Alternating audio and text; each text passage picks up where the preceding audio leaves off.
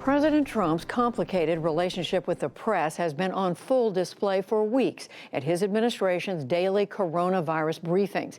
He sometimes seeks out reporters he deems friendly while going toe-to-toe with those he accuses of treating him unfairly. As ABC News chief White House correspondent, Jonathan Karl has a close-up view of this administration, which he writes about in his new book, Front Row at the Trump Show. And John Karl joins us now. Thank you for joining us on the NewsHour. John, let me ask you first to put on your hat as president of the White House Correspondents Association. What do you say to those who look at these briefings and say they've become as much about politics as they have about information? What does that mean as a challenge for reporters? You have daily briefings with the president sometimes speaking for holding forth for up to 2 hours with reporters in that room.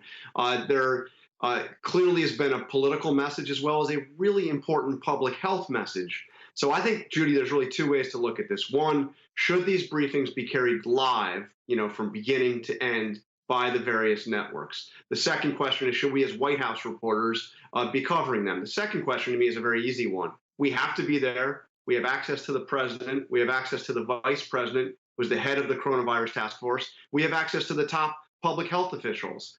These are important. We have important questions. I think there is information that comes out of these briefings that is very important. But let's face it, there's a lot of politics here. There has been a lot of disinformation that has come out as well. So it is our duty as reporters and frankly as networks to put context and to correct misinformation. And whether or not they're carried live, I think that's a legitimate debate that should be done in newsrooms at all of the networks. Do you have a view about whether they should be carried live or live streamed, which is what news organizations do? It's not simply tracking the ins and outs of politics. This is essential. People want essential information for how to deal with this crisis, how to keep themselves safe, how to keep our families safe. So, I think it'd be a pretty tough decision to say no live coverage whatsoever. There's clearly an appetite, and you can see that with the large numbers of people that are watching these briefings. The president, as you know, John, has gone after a number of reporters, including our own Yamiche Alcindor. We're proud of the way she's conducted herself. What about when he's gone after you and others? I mean, how should reporters process this? The president has made some outrageous attacks on her, has responded in strange ways to perfectly legitimate questions by attacking her personally. And I think that what Yamiche has done is what I've tried to do as well, which is don't take the bait. This is not about us and the president. This is about trying to get real information out of this administration, trying to hold the president accountable, trying to ask pertinent questions that people want to know, especially during this time. But I think that the danger here, when he attacks, one of the reasons why he attacks us, Judy, is because he wants people to see us as his opposition. He has been explicit about this. He has said the media is the opposition party. So if he gets people to believe that, then as he told Lesley Stahl famously in 2016, they won't believe it when you do negative stories about me. So, we have to be careful in responding to not take the bait and not to turn this into a battle between us and the president, because that is not what it is. So is there a proper response for that on the part of the press when that is the goal of the president? The proper response is to keep asking the questions, regardless of whether or not they're going to draw personal attacks from the commander-in-chief.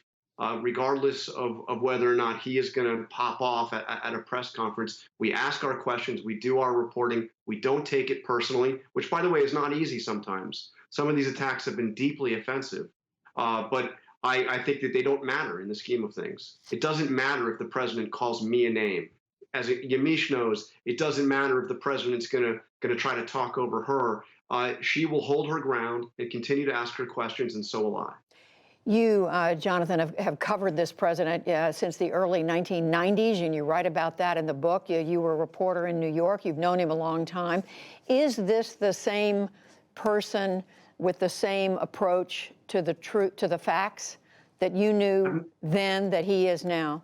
I had my first meeting with Donald Trump way back in 1994, And it was a phenomenal set of circumstances where I basically just cold called him, the general number to the Trump organization, and pitched the story. He got back to me within an hour. I was a nobody. I was a junior reporter for the New York Post. I'd been on the job for just a few months. He had no idea who I was, but he welcomed me in, treated me to this whole up and down tour of Trump Tower at a time when Michael Jackson was having his honeymoon there with Lisa Marie Presley, and it was this crazy paparazzi story in New York. He brought me in, but I'll tell you, in some ways he has changed not at all. As a matter of fact, Judy, if you don't mind, I'm going to show you a picture from that day when I first met him. This was in Trump Tower.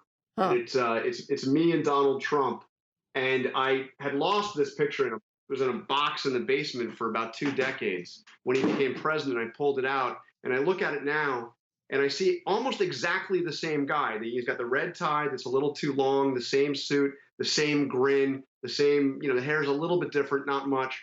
And the attitude is almost exactly the same. Back then, the thing that he seemed to want to do the most was to make himself the center of the story, which is why he invited some unknown reporter in to talk to him, because it was a chance to be a part of what was a very big story in New York at the time. And now that's the way he is now.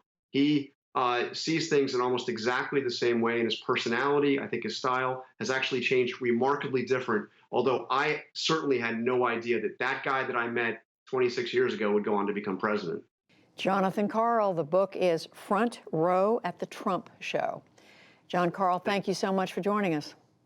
Thank you, Judy.